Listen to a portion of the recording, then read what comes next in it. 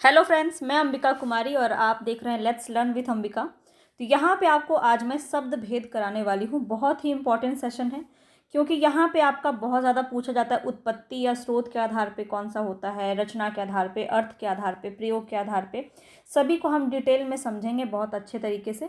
और देखिए कौन सा देशज शब्द है, कौन सा आपका पुर्तगाली है, कौन सा विदेशज है, ये सारा प्रश्न बहुत ज़्यादा एग्जाम में पूछा जाता है। तो बहुत ज़्यादा डाउट भी होता है इसमें, तो ये सेशन आपको देखना इंपॉर्टेंट है। तो ज़रूर देखिएगा, कंप्लीट देखिएगा, सभी चीज़ें आपको बताई जाएंगी। और यहाँ पे सारा हिंदी व्याकरण का मैंने आपको थ्योरी वाइज कंप्लीट करवाया है, प्रैक्टिस भी करवाया है, तो जाके आप ज़रूर देखिएगा। तो प्लेलिस्ट में विजिट कीजिए, वहाँ पे आपको हर एक चीज़ मिल जाएगी। और यहाँ पे मैं आपको थ्योरी भी करवाऊँगी और साथ ही साथ एमसीक्यू क्वेश्चन भी है यहाँ पे, ठीक है। एमसीक्यू क्वेश्चन भी है आपके प्रैक्टिस के लिए। और इस पीडीएफ की लिंक आपको मिल जाएगी मेरे डिस्क्रिप्शन बॉक्स में, ठीक है। तो इस पीडीएफ को आप डाउनलोड कर सकते हैं मेरे टेलीग्राम चैनल से, तो टेलीग्राम पे ज़रूर जुड़ जाइएगा, ठीक है। चलिए हम स्टार्ट करते हैं। पसंद आ रहा है तो प्लीज़ लाइक कर दीजिएगा और चैनल पर नए हैं तो सब्सक्राइब करके बेल आइकन दबा लीजिए ताकि मेरी सभी वीडियोज़ को आप समय पर देख सकें, जो कि आपके परीक्षा के आधार पे सारी चीज़ें करवाई जाती हैं। इसके बाद आपको बीपीएससी टीआरई 3 का जब एग्ज़ाम होने वाला है, इसके अकॉर्डिंग हर एक संभव प्रयास हम करेंगे कि आपका जो सिलेक्शन है वो आपको दिलाया जा सके। तो हम हर एक चीज़ यहाँ पे देखने की कोशिश करेंगे। सबसे पहले हम देखते हैं यहाँ पे शब्द भेद क्या होता है, तो समझेंगे शब्द को क्या है यहाँ पे। तो शब्द भाषा की प्राण वायु है।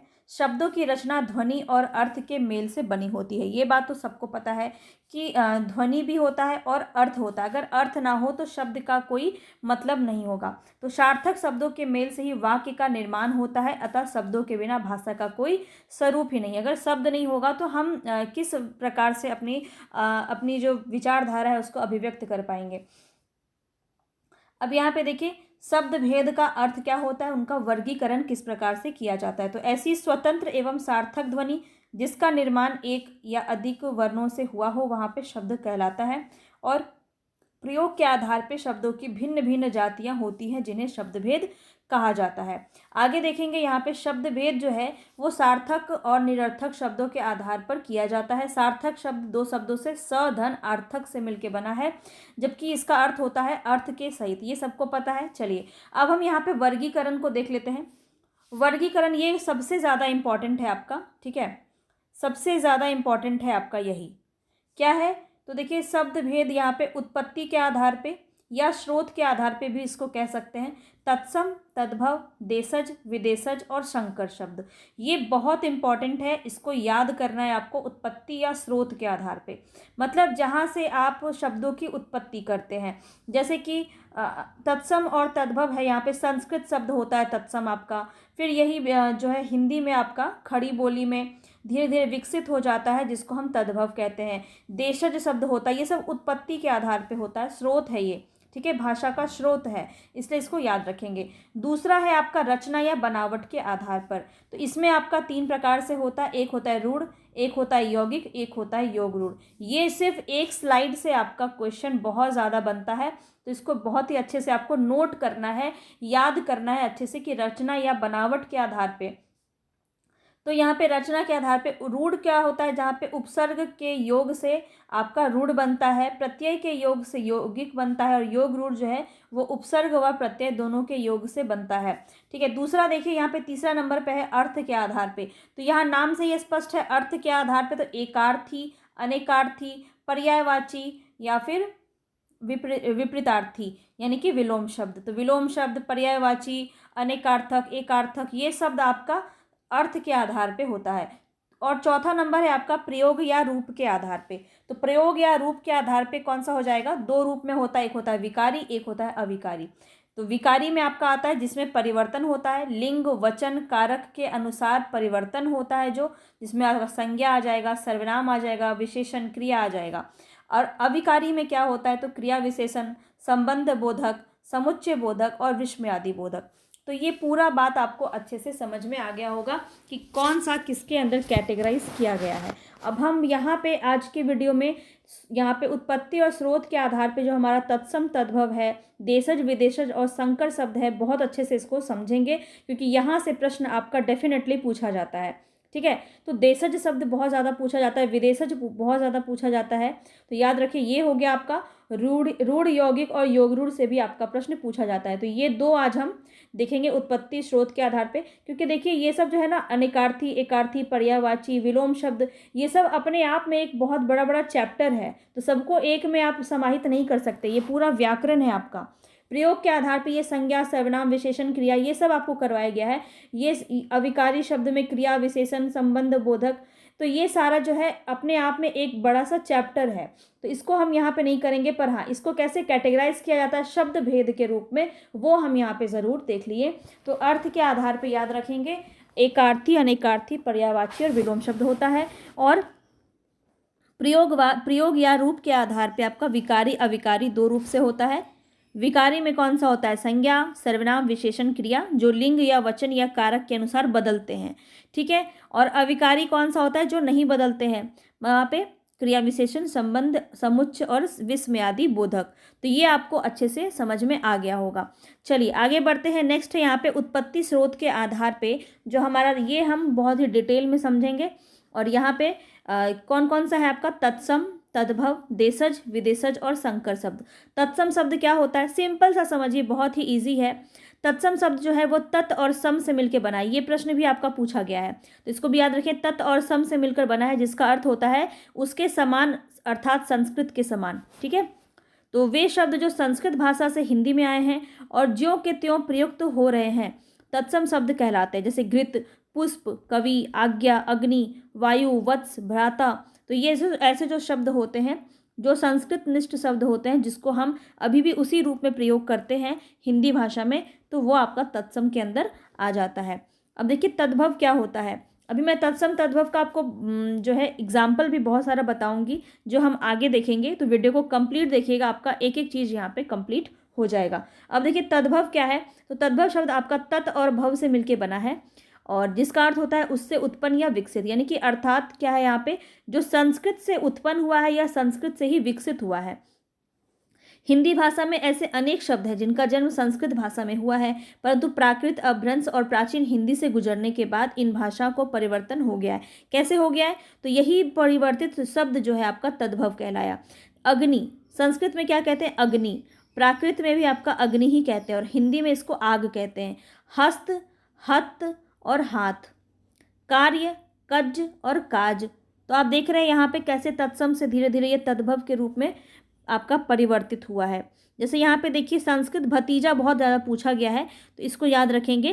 भ्रातृज है, भ्रातृज जो है ये संस्कृत शब्द है, और भातिज जो है ये प्राकृत है, और हिंदी इसका यानी तद्भव स्वरूप क्या है इसका? भतीजा। वर यात्रा, बरात और बारात। जिह्वा, जिब और जीव बोलते हैं हिंदी में, ठीक है। तो इस प्रकार से तद्भव शब्द आपका बनता है। अब देशज क्या है? तो देशज का यहाँ पे देखिए, देशज क्या होता है? यहाँ पे देश और ज से मिलके बना होता है, और जिसका अर्थ होता है देश में जन्मा हुआ, जिसको हम देशज उन शब्दों को कहते हैं जो स्थानीय बोलचाल तथा देश की अन्य भाषाओं से ग्रहित होती है। जैसे कटोरा, कौड़ी, खिड़की, कौड़ी, खिड़की, डिबिया, लोटा। तो ऐसे शब्द आपको सुन के ही लगेगा कि ऐसे शब्दों का प्रयोग जो है आपका आपके ही देश में हुआ है, ठीक है। सामान्य स्थानीय बोलचाल की भाषा, जैसे लकड़ी, खिड़की, थैला, इसका उदाहरण आपको देखने से ही समझ में आएगा। ऐसे अचानक से सब कुछ आपको नहीं समझ में आएगा, तो इसीलिए आपको सारा जो है एग्जाम्पल यहाँ पे देखना है। घरौंदा, पगड़ी, बार बार देखिएगा। जब मैं इसका PDF आपको दे दूँगी तो 2-3 बार उसको अच्छे से देख लीजिएगा। सारा तत्सम तद्भव भी मैंने बहुत हद तक आपको दिया हुआ है, तो वो भी आप देख लेंगे तो उससे आपका काम बन जाएगा। लुटिया, डुबिया, डिबिया, जूता, चिड़िया, तेंदुआ, कपास, पिल्ला, चूड़ी, रोटी, दाल, बेटा, पड़ोसी, कौड़ी, बाप, पेट, ये सब क्या है आपका? देशज शब्द है। अब और कुछ देशज शब्द हैं यहाँ पे, इसको देख लीजिए। ठुमरी, डोंगी, गड़बड़ी, चालू, कसरत, खड़खड़ाना, भीड़ भाड़, लथपथ, पैसा, ढेर, खुरपा, रोड़ा, ढांचा, गाड़ी, पेटी, फावड़ा, खलिहान, झाड़ू, मांस, समय, काया, चेला, गन्ना, हुक्का पूछा गया है आपका, दारू, टांग, बुलबुल, लात, हलचल, औजार, औजार भी आपका पूछा गया है और इसको लेके बहुत कन्फ्यूज़न होता है, तो समझ लें ये आपका देशज शब्द के अंदर आता है, ठीक है। लोटा, लोटा भी बहुत पूछा गया है। भात, खड़ाऊँ, ठेस, धुआं, तो ये सब आपका देशज शब्द के अंदर आता है। अब हम देखेंगे विदेशज, क्योंकि ये थोड़ा सा आपका बड़ा है। विदेशज शब्द को ही विदेशी या आगत शब्द भी कहते हैं, ठीक है, ध्यान रखेंगे। और विदेशज शब्द की उत्पत्ति हुई है विदेश ज, यानी ज का मतलब क्या होता है, वहाँ में जन्मा, विदेश में जन्मा हुआ, ठीक है। जो विदेशी भाषा से आए शब्द हैं उसको हम क्या कहेंगे, अतः ऐसे शब्द जो अन्य किसी देश की भाषा से आए हैं उन्हें विदेशज शब्द कहा जाता है। विदेशी भाषा से आने के कारण ही इन्हें आगत शब्द की संज्ञा दी जाती है।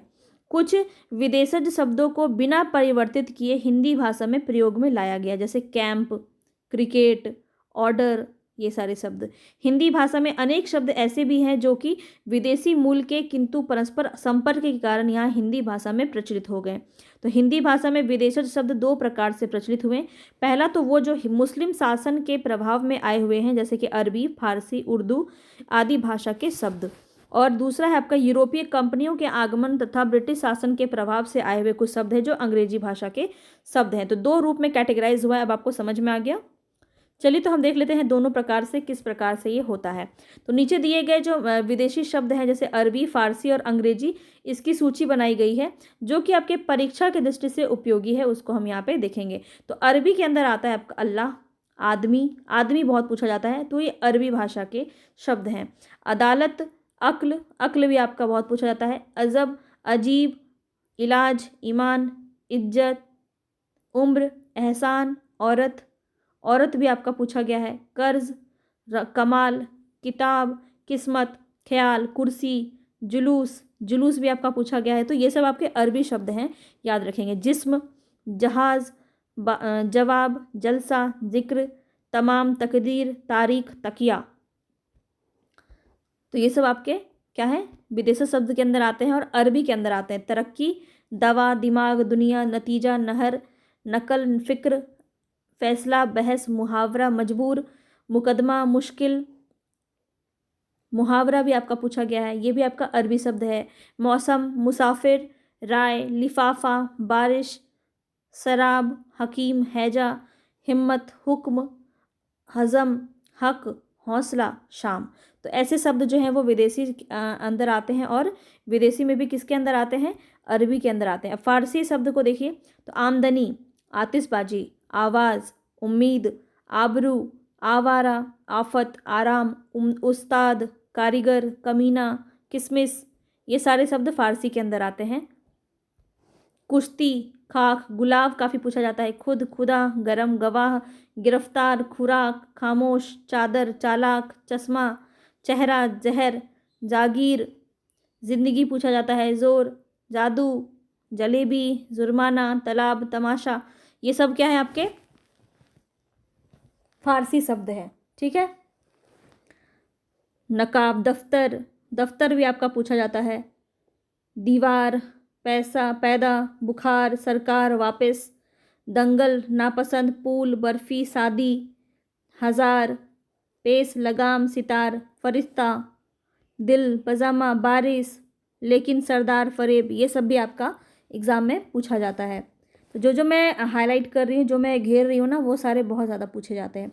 अब देखिए कुछ अंग्रेजी के शब्द होते हैं जैसे अपील, कोर्ट, मजिस्ट्रेट, जज, पुलिस, ये सब तो आप आसानी से कर लेंगे। Tax, collector, deputy, vote, pension, copy, pencil, pen, pin, paper, library, school, college, rocket, doctor, ये तो आपको समझ में आ रहा है ना कि ये सारे इंग्लिश के शब्द हैं जिसको हिंदी में भी प्रयोग किया जाता है, जैसे compounder, nurse, operation, ward, plague, malaria, cholera, hernia, cancer, collar, pant, hat, bushirt, sweater, boot, jumper, blouse, cup, plate, jug, lamp, gas, माचिस, cake, toffee, biscuit, toast, chocolate, jam, jelly, train, bus, car, scooter, cycle, ticket, parcel, post card, money order, office, clerk, guard, cinema और station. तो ऐसे शब्द आपके कहाँ हैं, अंग्रेजी के अंदर आते हैं। अब देखिए कुछ ऐसे शब्द हैं, ये बहुत ज़्यादा इंपॉर्टेंट है और ख़ास करके तुर्की शब्द बहुत पूछे जाते हैं आपके, ध्यान रखेंगे यहाँ पे। अंग्रेजी, अरबी, फारसी, विदेशी शब्दों के अतिरिक्त तुर्की, पश्तो और पुर्तगाली, फ्रेंच, डच, रूसी, चीनी और जापानी भी विदेशी भाषा के अंदर आते हैं जिनके शब्द हिंदी भाषा में प्रचलित हैं। तो देखिए तुर्की में कौन कौन सा है जो बहुत प्रचलित है और बहुत पूछा जाता है। उर्दू शब्द बहुत पूछा जाता है, तुर्की का शब्द है। चम्मच भी पूछा जाता है, गनीमत, दरोगा, कैंची बहुत पूछा जाता है, चाकू पूछा जाता है, बारूद पूछा जाता है, तोप, बेगम, बहादुर, ताश, कलगी, लाश पूछा जाता है, खच्चर, सहाय, कुर्ता। खच्चर को लोग देशज मान लेते हैं, याद रखेंगे तुर्की शब्द है, ठीक है। अब देखिए पश्तो में कुछ शब्द है, हड़बड़ी, बाढ़, भड़ास, गटागट। तो देखिए ये आपका सुनने में आपको लगेगा खराटा, ये सब आपको कि देशज शब्द हैं, पश्तो के अंदर भी आ जाता है। अखरोट, पटाखा, डेरा, पठान, गुंडा, तहस नहस, ठीक है। अब देखिए यहाँ पे जो है पुर्तगाली जो है बहुत ज़्यादा पूछा जाता है, तुर्की बहुत पूछा जाता है और पुर्तगाली। इसमें आल्पिन काफ़ी इंपॉर्टेंट है, काजू। देखिए स्त्री, इस्पात, कमीज़, कमरा, अन्नास, अलमारी काफ़ी पूछा जाता है। आया, कर्नल, काफ़ी, पिस्तौल, गोभी, गोदाम, गमला, गमला भी पूछा जाता है। पपीता, पादरी, फीता, बाल्टी, तंबाकू पूछा जाता है। संतरा पूछा जाता है। परात, तौलिया पूछा जाता है। मिस्त्री। तो ऐसे शब्द देखिए पुर्तगाली से बहुत ज़्यादा पूछा जाता है, तो याद रखेंगे ऐसे शब्दों को।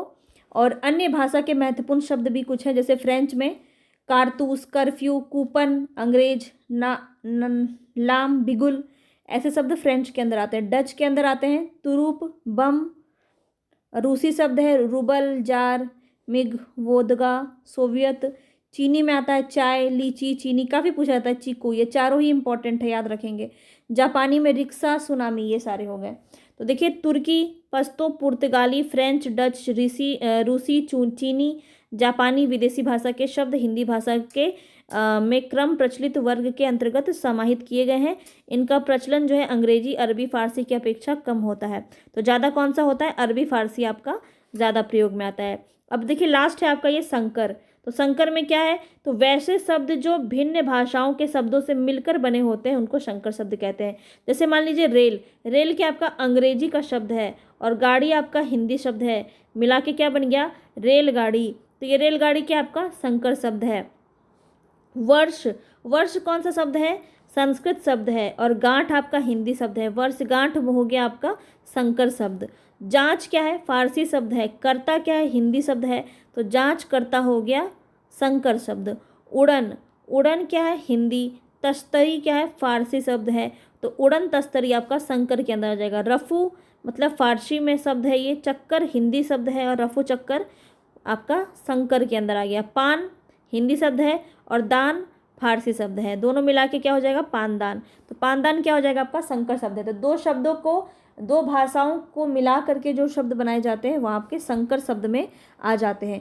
अब हमारा दूसरा है ये रचना और बनावट के आधार पे, जो रूढ़, यौगिक और योग रूढ़ आपका होता है। तो हिंदी एक रचनात्मक भाषा है। रचना के आधार पर शब्दों का वर्गीकरण 3 प्रकार से किया गया है। रूढ़, रूढ़ में क्या होता है? रूढ़ वैसे शब्द है जिनका कोई खंडन नहीं होता है, सार्थक नहीं होता है, सार्थक खंडन नहीं होता है। ऐसे तो देखो आप कुछ भी खंड करना चाहो, जैसे कल शब्द है, इसको आप खंड करना चाहो ऐसे तोड़ दो, किसी ने नहीं रोका है, लेकिन ये सार्थक शब्द नहीं है। जो ये टूटा क्या ये सार्थक है? नहीं है। तो क्या हो जाएगा? रूढ़ शब्द है। समझ में आया? तो यहाँ पे देखिए, तो कोई भी खंड जिसका सार्थक नहीं होता है और जो परंपरा से किसी विशिष्ट अर्थ में चले आ रहे हैं, जैसे नाक, नाक को आप तोड़ नहीं सकते हैं, तोड़ेंगे तो कोई सार्थक शब्द नहीं निकलेगा। जल, आग, लाल, दीमक, कलम, चींटी, धन, दिन, रात, जग, सरल, किताब। तो ये सब क्या आपका रूढ़ शब्द है। नाक में ना और क खंडों का कोई अर्थ नहीं होता है। इसी प्रकार जल में शब्द में ज और ल के खंड करने पर इसका पृथक पृथक कोई अर्थ नहीं होता। तो रूढ़ शब्दों में ये मूल या अयौगिक शब्द भी इसको कहते हैं। तो ये भी आपको ध्यान रखना है, प्रश्न में पूछा जा सकता है।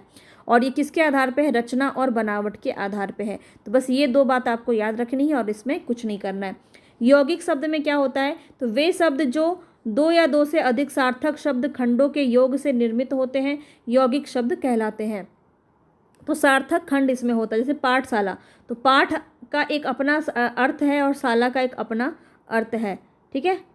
और यहाँ पे देखिए राजपुत्र, तो राजा का पुत्र, तो राजा और पुत्र दोनों अलग अलग यहाँ पे सार्थक शब्द हो जाएगा। विज्ञान में वी और ज्ञान, ये दोनों ही सार्थक शब्द हैं। रेलगाड़ी में रेल और गाड़ी, तो ये सारे जो हैं यौगिक शब्दों की रचना मुख्यतः उपसर्ग प्रत्यय और समास से होती है, ध्यान रखेंगे। प्रश्न आपसे पूछा जाए ऐसा कौन सा शब्द है जिसकी रचना जो है उपसर्ग प्रत्यय और समास से होती है, तो याद रखेंगे वो यौगिक हो जाएगा। ठीक है, तो प्रश्न कैसे भी घुमा के पूछ लिया जाए, आपको कंफ्यूज नहीं होना है।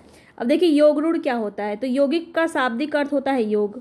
ऐसे शब्द जो यौगिक तो होते हैं परंतु उनका एक विशेष अर्थ की वजह से वो रूढ़ हो जाता है, मतलब तोड़ नहीं सकते हैं उसको, तो वो आपका योग रूढ़ कहलाएगा।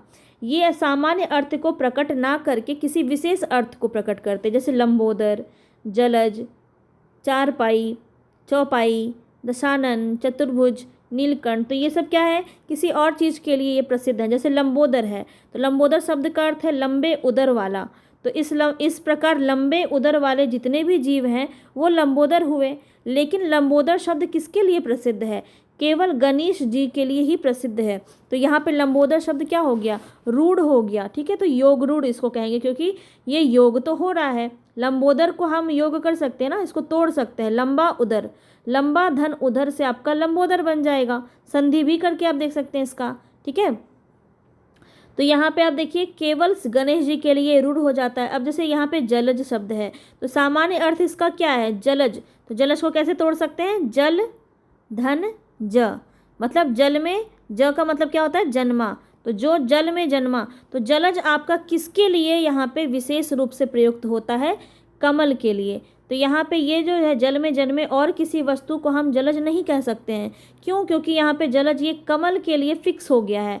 तो ऐसे जो बहुव्रीहि समास के सभी उदाहरण जो होते हैं वो योग रूढ़ के अंदर आते हैं, तो ये इसका एक बेनिफिट है। देखिए आपको अभी यौगिक हमने बताया जिसमें उपसर्ग प्रत्यय और समासिक शब्द से मिलकर बनता है, और योग रूढ़ में आपका बहुव्रीहि समास के उदाहरण होते हैं। तो ये भी आपको विशेषताएं बीच में ध्यान रखेंगे, इससे आपको कोई भी परेशानी नहीं होगी। अब देखिए आपके लिए मैंने बहुत सारे यहाँ पे तत्सम शब्द यहाँ पे लिखे हैं, इसको ज़रूर आप जो है PDF में आराम से इसको पढ़िएगा। तो यहाँ पे जितनी भी चीज़ें करवाई हैं ये काफ़ी ज़्यादा इम्पॉर्टेंट है। तो यहाँ पे हम इसके बाद प्रश्न शुरू करेंगे। तो यहाँ पे देखिए कुछ मैं आपको बता देती हूँ, सारा पढ़ेंगे तो काफ़ी टाइम लग जाएगा, और देखिए जो इम्पोर्टेंट है वो मैं आपको बता देती हूँ।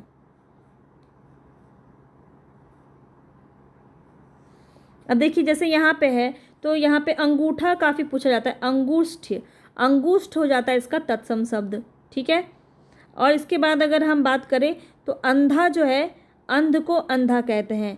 ठीक है, अंधकार का अंधेरा हो जाता है। आम्रचूर्ण, अमचूर को आम्रचूर्ण कहते हैं। तो तत्सम क्या होगा, जैसे एक तत्सम आपका काफ़ी पूछा जाता है वो है आद्रक, आद्रक जो है अदरक को कहते हैं, तो अदरक इसका तद्भव है, आद्रक का तद्भव क्या हो जाएगा, अदरक हो जाएगा। ठीक है, एक और आपका पूछा जाता है वो है अनुत्थ्य, अनुत्थ जो है इसका तद्भव क्या हो जाएगा, अनूठा। ठीक है, अब जैसे यहाँ पे अंत्र का तद्भव क्या हो जाएगा, अतड़ी। ठीक है, तो ऐसे जो है जैसे अन्न, ये तो आपको पता ही होगा, अन्न आपका संस्कृत शब्द से लिया गया है और ये तत्सम है, इसका तद्भव क्या हो जाएगा, अनाज। ठीक है, तो कुछ ऐसे शब्द हैं जो बहुत ज़्यादा पूछे जाते हैं। अब इसमें हम देखें कुछ इंपॉर्टेंट जो आपके एग्जाम में पूछे गए हैं, अक्षी, जिसको आँख कहते हैं, इसका तद्भव क्या है, आँख हो जाएगा। अर्ची, इसका तद्भव है आँच। ठीक है, और हम देखें यहाँ पे आदर्शिका, इसका आरसी जो है वो तद्भव हो जाएगा। ठीक है, और यहाँ पे देखिए अष्ट, ये भी बहुत पूछा जाता है, इसका 8 हो जाता है तत्सम। अग्नि का आग तो सबको पता है, अश्रु का आंसू भी सबको पता है, याद रखें। आमलक का आंवला होता है। ठीक है, इस तरह से आपको सभी को एक बार ध्यान से देख लेना है। अब यहाँ पे हम देखें एक बहुत इम्पॉर्टेंट मुझे दिखा था, अब जैसे यहाँ पे देखिए उज्ज्वल का क्या होता है, उजाला। उत्साह का तद्भव क्या होता है, उत्साह। अब देखिए यहाँ पे ऊर्ध्वदर्तन का क्या होता है तद्भव, उबटन। ये सब बहुत पूछा जाता है, तो ये सबको ध्यान रखेंगे। ऊंट का तत्सम क्या होता है, उष्ट्र। ठीक है, ऊंचा का उच्च, ये सब आपको याद रखना है। उल्लू का तत्सम क्या होता है, उलूक। ठीक है, तो ये सब याद रखेंगे। इस प्रकार से आपका तत्सम तद्भव होता है। अब देखिए यहाँ पे आपका ये काफ़ी पूछा जाता है, कंकन, कंकन का तद्भव क्या होता है? कंगन। ठीक है, ये बहुत पूछा जाता है। कृषक का किसान सबको पता है वैसे। और अगर मैं बात करूं कौन सा और देखा है मैंने, स्कंद, स्कंद का कंधा। ठीक है, स्कंद का कंधा हो जाता है। कर्तरी बहुत पूछा जाता है ये, कर्तरी का कैंची। कर्तरी क्या है? तत्सम है, और कैंची क्या है? तद्भव है। याद रखेंगे, बहुत ज़्यादा पूछा जाता है। ये भी आपका पूछा जाता है। कूप, कूप किसको कहते हैं? कुआं को कहते हैं। तो कूप कहते हैं कब? तत्सम में, और तद्भव है इसका कुआं। ठीक है, इस प्रकार से आपको देखना है। यहाँ पे कौन सा पूछा गया है? क्षीर। क्षीर का क्या होता है? तद्भव खीर। ठीक है, और देखिए यहाँ पे कौन सा था? स्तंभ का खंभा, खरपर का खप्पड़। ठीक है, क्षत्रिय का खत्री, बहुत ज़्यादा इंपॉर्टेंट है ये। ठीक है, क्षेत्रिक, क्षेत्रित का खेती। ये सब आपका पूछा जाता है, तो इस सबको याद रखेंगे। ठीक है, काफ़ी इंपॉर्टेंट है। हाँ, इसमें एक और ये भी याद रखेंगे, क्षेत्र। क्षेत्र का तत्सम क्या होता है? क्षेत्र तत्सम होता है, इसका तद्भव होता है खेत। बहुत पूछा जाता है, ये इंपॉर्टेंट है। ठीक है, तो ये सारा जो भी मैंने आपको बताया ना, बहुत इंपॉर्टेंट है। और भी आप इसको देखते रहिएगा। ताम्र का तांबा होता है, ये सब तपस्वी का तपसी। तो ये बहुत ज़्यादा पूछा जाता है। यहाँ पे मैंने आपको दे दिया है, इसको ज़रूर आप PDF में पढ़ लीजिएगा अच्छे से। चलिए, इसका हम क्वेश्चन स्टार्ट करें। अब यहाँ पे आपको आंकना है कि कितना क्वेश्चन आप सही कर पा रहे हैं। ठीक है, इससे आपको समझ में आएगा कि कितने फैक्ट्स को आप अच्छे से समझ पाए हैं और कितने प्रश्न आप लगा पा रहे हैं। तो इम्पॉर्टेंट है, सभी प्रश्न के उत्तर आपको बताने हैं। और यहाँ पे आप मुझे कमेंट बॉक्स में ज़रूर बताइएगा कि कितने क्वेश्चंस आपने सही किए हैं। ठीक है, तत्सम और तद्भव का कौन सा युग्म यहाँ पे सही है? देखिए, करहाट का कड़ाह, कपित्थ का कैथा, कुच्छी का कोख, B और C दोनों। तो यहाँ पे आपका राइट ऑप्शन क्या हो जाएगा? तो देखिए, कपित्थ का कैथा सही है और कुच्छी का कोख भी सही है। तो D ऑप्शन यहाँ पे आपका बिल्कुल सही हो जाएगा। आगे देखेंगे नेक्स्ट क्वेश्चन पे। यहाँ पे है आपका कौन सा शब्द जो है वो तद्भव है? खेत, त्रिकुटी, नाथ, प्रभु। अभी मैंने आपको बताया है कौन सा सही हो जाएगा। तो क्षेत्र का खेत होता है, A ऑप्शन बिल्कुल सही हो जाएगा। निम्नलिखित में से कौन सा शब्द तत्सम नहीं है? बताएंगे यहाँ पे। प्रतीत, प्रतीत, प्रतिमान, प्रतिबिंब। तत्सम कौन सा नहीं है? तो कौन सा नहीं लग रहा है यहाँ पे? प्रतीत। तो जो भी आपका आधा वर्ण होता है, ये सब आपका काफ़ी इंपॉर्टेंट है। जो आधा वर्ण होता है, अक्षौत्रज्ञों वाला शब्द हो गया, जो भारी भरकम शब्द होते हैं ना, वो आपके तत्सम में आते हैं। ठीक है, आगे देखिए, निम्नलिखित में से कौन सा तद्भव होगा? उल्लास, उच्छ्वास, निश्वास, उजास। बताएंगे 4th नंबर में राइट ऑप्शन क्या हो जाएगा? तो उजास यहाँ पे आपका D ऑप्शन बिल्कुल सही हो जाएगा। 5वां नंबर देखिए यहाँ पे, 5वां नंबर है यहाँ पे आपका, निम्नलिखित में से कौन सा तत्सम नहीं है? नहीं बताना है आपको। किसन, कोटि, कर्क, कृषकाय। तो यहाँ पे कौन सा आपका जो है सही नहीं है, तत्सम नहीं है, ये बताना है आपको। तो किसन जो है ये तत्सम नहीं है, A ऑप्शन आपका यहाँ पे सही हो जाएगा। निम्नलिखित में से तत्सम शब्द बताना है। घोटक, कपूत, कोयल, धर्म। तो यहाँ पे कौन सा आपका सही हो जाएगा? तो यहाँ पे जैसे कि घोटक आपका बिल्कुल सही हो जाएगा। ठीक है, आगे देखिए, नेक्स्ट है यहाँ पे, निम्नलिखित में से कौन सा तद्भव नहीं है? नहीं बताना है। तो दांत, अधर, आँख, कान। कौन सा आपका सही हो जाएगा? राइट ऑप्शन आपने चुन लिया होगा यहाँ पे, तो मैं आपको बता देती हूँ कौन सा हो जाएगा। तद्भव नहीं है पूछा जा रहा है। ठीक है, तो अधर जो है वो आपका तद्भव शब्द नहीं है। ठीक है, तो 7 का B ऑप्शन आपका बिल्कुल सही हो जाएगा। बाकी आप देखिए, दंत का दांत होता है, अक्षी का आँख होता है, कर्ण का कान होता है। तो सभी तो तद्भव सही है यहाँ पे। चलिए आगे बढ़ते हैं। नेक्स्ट यहाँ पे क्वेश्चन है,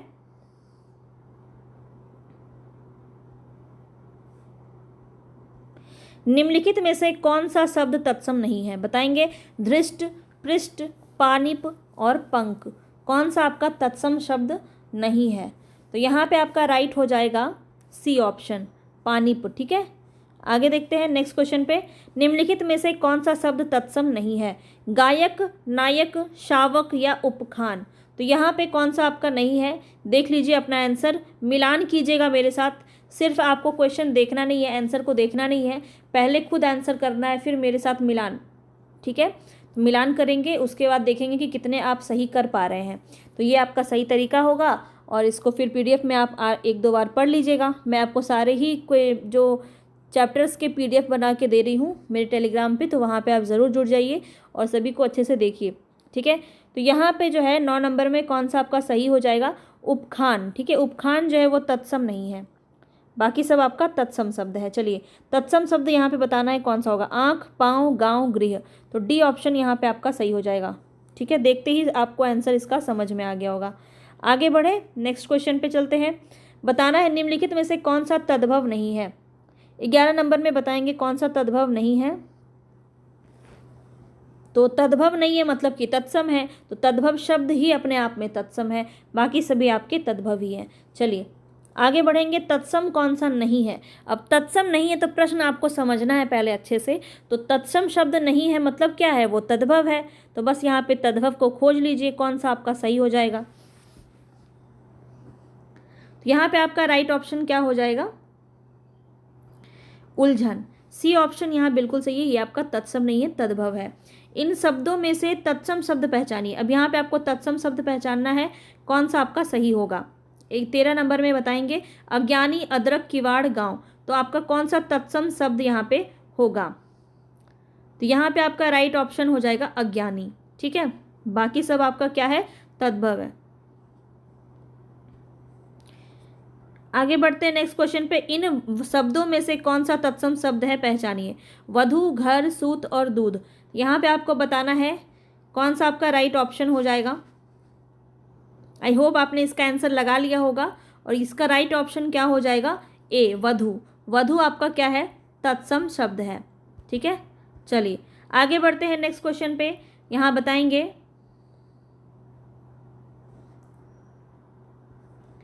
इन शब्दों में से तद्भव शब्द पहचानिए। तद्भव शब्द कौन सा है, उपवास, सत, अचरज या वधु। कौन सा यहाँ पे आपका सही हो जाएगा। उपवास, सत, अचरज और वधु, तद्भव बताना है आपको, तद्भव। बिल्कुल अचरज शब्द जो है ये आपका तद्भव के अंदर आ जाएगा, ठीक है। चलिए निम्न में से कौन सा शब्द तत्सम है, बताएंगे। प्रिय, पिया, मोर, चार। तो यहाँ पे कौन सा आपका सही हो जाएगा, प्रिय शब्द जो है ये आपका तत्सम के अंदर आ जाएगा। चलिए आगे देखते हैं कौन सा तत्सम नहीं है, बताएंगे। वचन, शलाका, तिक्त, चार। यहाँ बताना है आपको कौन सा तत्सम नहीं है।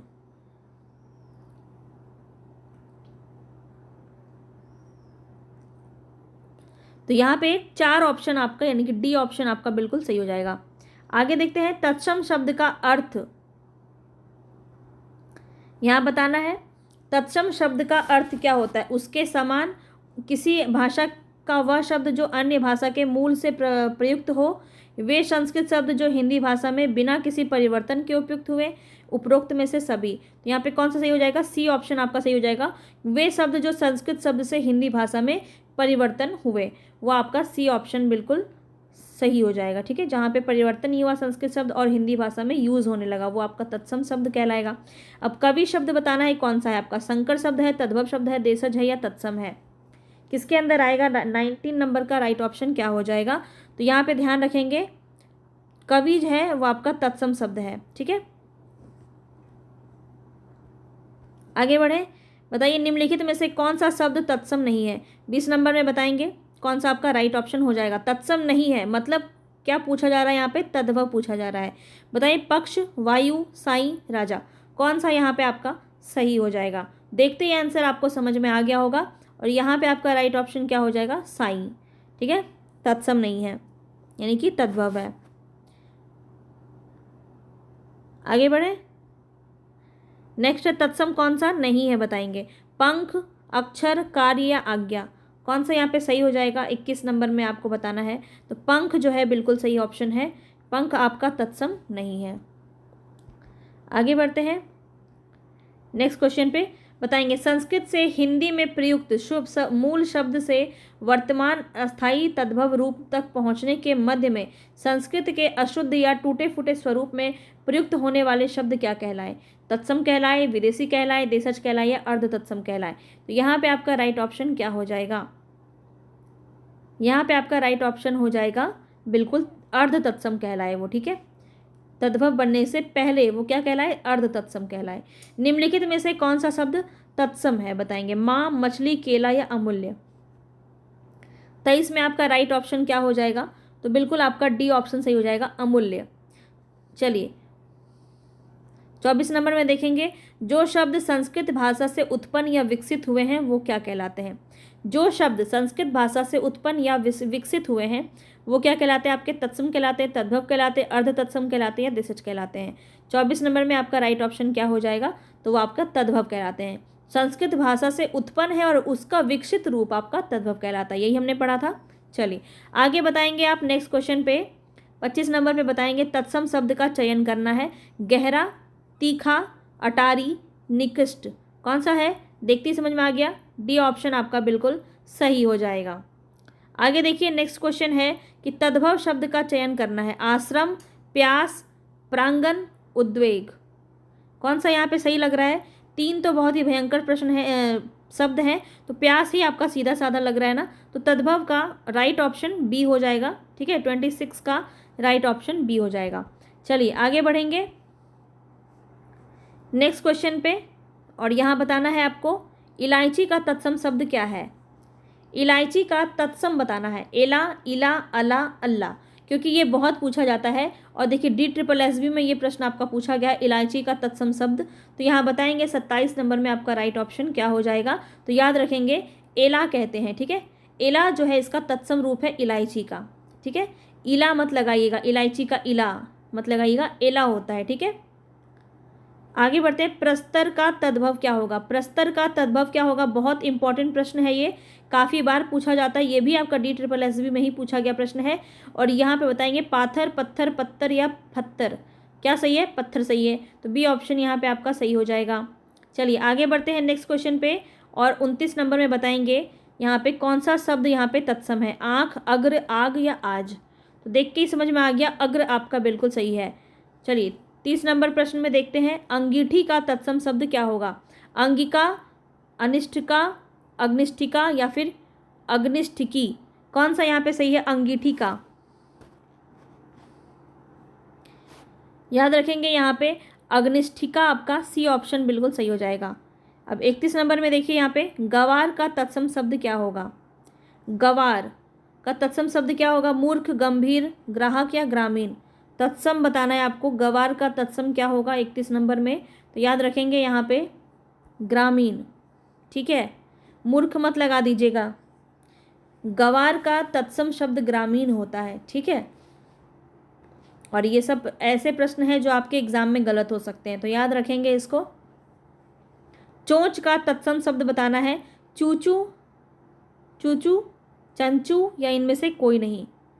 32 नंबर में आपका राइट ऑप्शन क्या हो जाएगा? तो चंचू हो जाएगा, ठीक है। चलिए नीचे दिए गए शब्दों में बताना है तत्सम शब्द का चयन यहाँ पे कौन सा हो जाएगा? पड़ोसी, गोधूम, बहू, शहीद। सही आंसर आपको बताना है, और यहाँ पे आपका राइट ऑप्शन क्या हो जाएगा? गोधूम जो है वो तत्सम शब्द हो जाएगा, ठीक है। चलिए आगे बढ़ते हैं, नेक्स्ट है यहाँ पे तत्सम शब्द कौन सा नहीं है? आँख, नयन, नेत्र, दृग, कौन सा यहाँ पे आपका राइट ऑप्शन हो जाएगा? तत्सम नहीं है। तो अक्षी का आँख होता है तत्सम, ये नहीं है आपका, तद्भव शब्द है, तो ए ऑप्शन यहाँ पे आपका सही हो जाएगा। चलिए आगे बढ़ते हैं, बताएंगे इसमें 35 नंबर में आज शब्द का तत्सम क्या होगा? आज का तत्सम बताना है आपको, बहुत ही इंपॉर्टेंट प्रश्न ये आपका और बहुत ज़्यादा पूछा जाता है। आज का तत्सम शब्द क्या हो जाएगा? अद्ध हो जाएगा, सी ऑप्शन, ठीक है, सी ऑप्शन हो जाएगा। हल्दी में बताएंगे शब्द का तत्सम शब्द क्या है? बहुत पूछा जाता है, याद रखेंगे हल्दी शब्द जो है बहुत ज़्यादा पूछा जाता है। आप जो है ना टेलीग्राम पे मुझे फॉलो कर लीजिए, ठीक है, टेलीग्राम पे मुझे फॉलो कर लीजिए। मैं इसमें आपको और भी जो है प्रोवाइड करवा दूंगी, क्योंकि इसमें आपका PPT में डालना बहुत मुश्किल था इतना सारा, तो मैं इसका PDF आपको अलग से दे दूँगी। बहुत सारे तत्सम शब्द आपको मिल जाएंगे, 2-4 बार उसको फ्री टाइम में ज़रूर पढ़ लीजिएगा, क्योंकि कुछ भी आपका पूछा जा सकता है। हल्दी में बताएंगे यहाँ पे कौन सा आपका राइट ऑप्शन हो जाएगा। हल्दी का हरिद्रा होता है, सही ऑप्शन आपका बी हो जाएगा। 37 नंबर देखिए, शक्कर शब्द का तत्सम रूप क्या होगा। शक्कर का बताएंगे तो ये सभी को आता होगा वैसे, राइट ऑप्शन हो जाएगा शर्करा। साखी शब्द का तत्सम रूप क्या है, साक्षी, बी ऑप्शन। आगे चलिए, नेक्स्ट क्वेश्चन है आपका, देशज शब्द बताना है। लाश, धड़ाम, पतलून, औरत, बताएंगे देशज शब्द कौन सा होगा। यहाँ पे बताया है आपको और उसी से आपका प्रश्न भी यहाँ पे पूछा गया है। तो राइट ऑप्शन यहाँ पे क्या हो जाएगा, धड़ाम।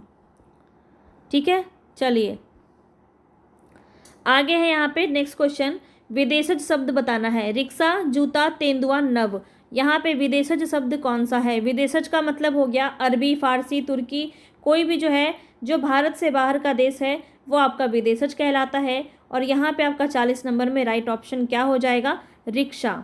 ठीक है, चलिए आगे बढ़े। निम्नलिखित में से कौन सा शब्द विदेशी नहीं है। कौन सा विदेशी नहीं है बताएंगे। कमर, कमरा, कमेटी, कान, यहाँ पे राइट ऑप्शन क्या हो जाएगा आपका, कान। कान शब्द आपका विदेशी नहीं है। ठीक है, चलिए आगे बढ़ेंगे। व्युत्पत्ति के आधार पर किलकिल शब्द का कौन सा शब्द है बताएंगे। व्युत्पत्ति के आधार पर किलकिल शब्द कौन सा है आपका, देशज है, विदेशज है, तत्सम है, अर्धतत्सम है। तो 42 नंबर में आपका राइट ऑप्शन हो जाएगा देशज है। ठीक है, रेलगाड़ी शब्द बताना है क्या है, देशज है, विदेशज है, संकर शब्द है या फिर तद्भव है। तो बहुत अच्छे से इसका आंसर मैंने आपको बताया था और यहाँ पे राइट ऑप्शन हो जाएगा संकर शब्द है। ठीक है, आगे चलिए बताएंगे निम्नलिखित में से देशज शब्द कौन सा नहीं है। ढिबरी, पगड़ी, पुष्कर, ढोर, डोर, बताएंगे कौन सा देशज नहीं है। पुष्कर शब्द आपका देशज नहीं है। चलिए आगे बताएंगे, हिंदी में प्रयुक्त तुरूप शब्द क्या है आपका। अंग्रेजी है, डच है, रूसी है, फ्रेंच है। तुरूप बताना है आपको, तुरूप बताया है आपको, तुरूप शब्द हमने, तो डच में आता है ये, बी ऑप्शन आपका सही हो जाएगा। ठीक है, चलिए आगे बढ़ते हैं। अगम शब्द क्या है, अगम, अगम शब्द बताना है, तत्सम है, तद्भव है, देशज है, विदेशज है, क्या है।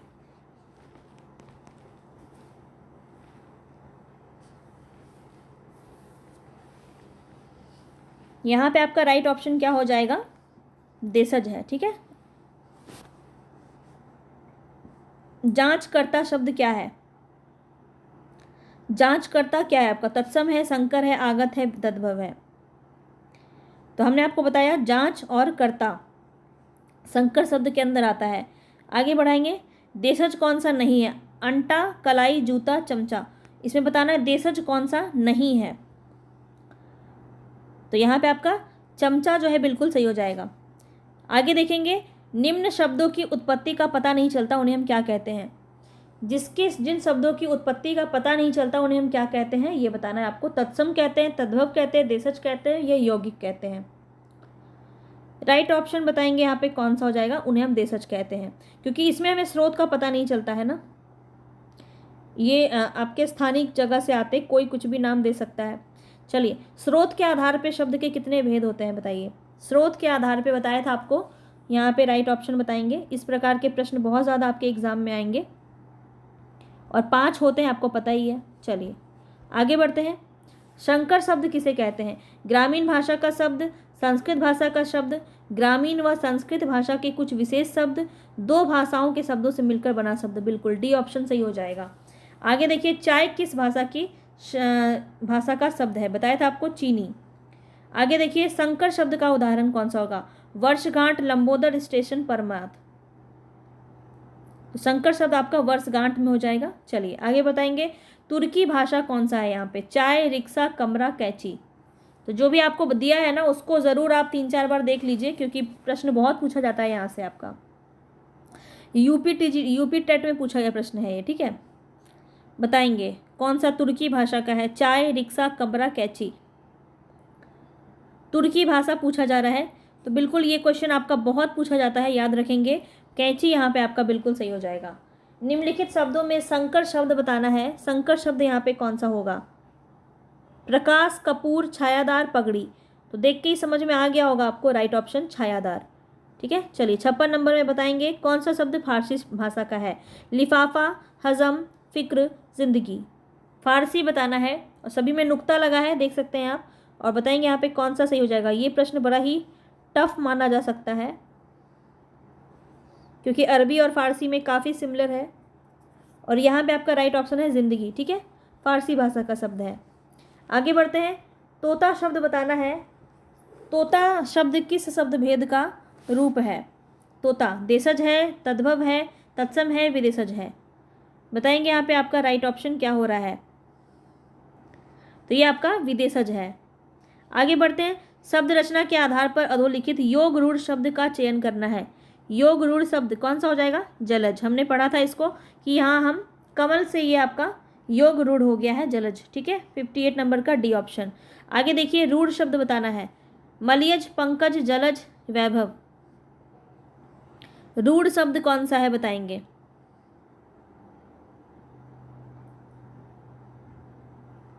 तो वैभव शब्द आपका जो है वो रूढ़ शब्द है।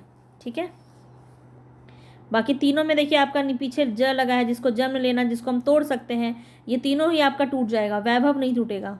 और जो नहीं टूटता है वही आपका रूढ़ शब्द होता है। चलिए यौगिक शब्द बताएंगे। लेखक, पुस्तक, विद्यालय, योगी। यौगिक शब्द में कौन सा है। विद्यालय हो जाएगा, विद्याधन, आलय। ठीक है, बाकी आप तोड़ नहीं पाएंगे। आगे बताइए यौगिक शब्द कौन सा होगा यहाँ पे। तो पाठशाला, बी ऑप्शन सही हो जाएगा। योग रूढ़ शब्द कौन सा होगा। लंबोदर, इनको हमने पढ़ाई था, सी ऑप्शन सही हो जाएगा। आगे बढ़ते हैं, बताएंगे जिस शब्द का कोई सार्थक खंड हो सके उसे हम क्या कहते हैं। जिसका सार्थक खंड हो सके क्या कहेंगे। रूढ़ कहेंगे, यौगिक कहेंगे, योग रूढ़ या मिश्रित। कौन सा आपका राइट ऑप्शन है। तो यहाँ पे आपका हो जाएगा यौगिक। ठीक है, आगे बढ़ते हैं, निम्न में से कौन सा शब्द रूढ़ शब्द नहीं है।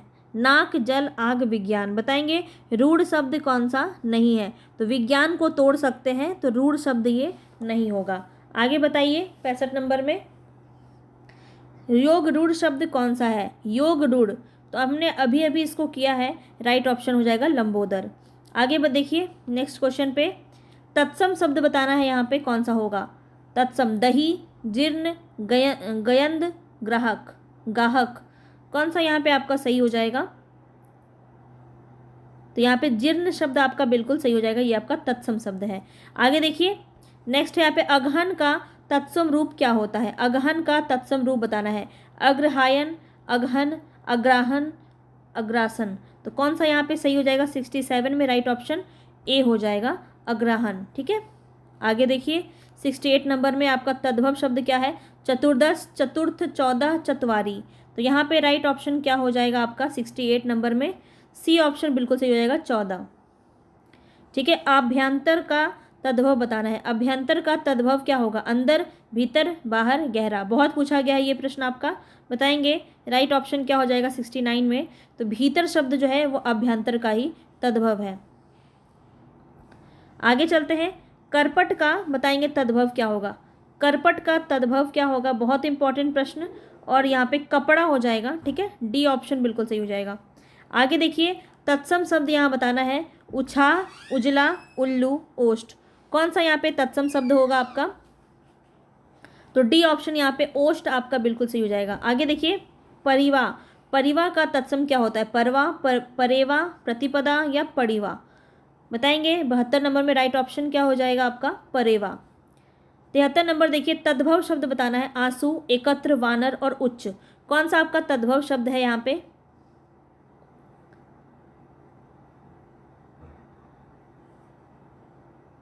तो तद्भव पूछा जा रहा है, आंसू आपका ए ऑप्शन सही हो जाएगा। ठीक है, नेक्स्ट देखिए कतिपत, कतिप्त मैंने आपको बताया था, ये इसका क्या हो जाएगा तद्भव। तो कैथा हमने इसको देखा था। तो पूरा हमने क्वेश्चन यहाँ पे कंप्लीट कर लिया है। इसका आपको स्क्रीन यहाँ पे देख सकते हैं, इसका आपको आंसर की भी यहाँ पे दिया हुआ है, तो आप खुद से भी इसको लगा सकते हैं।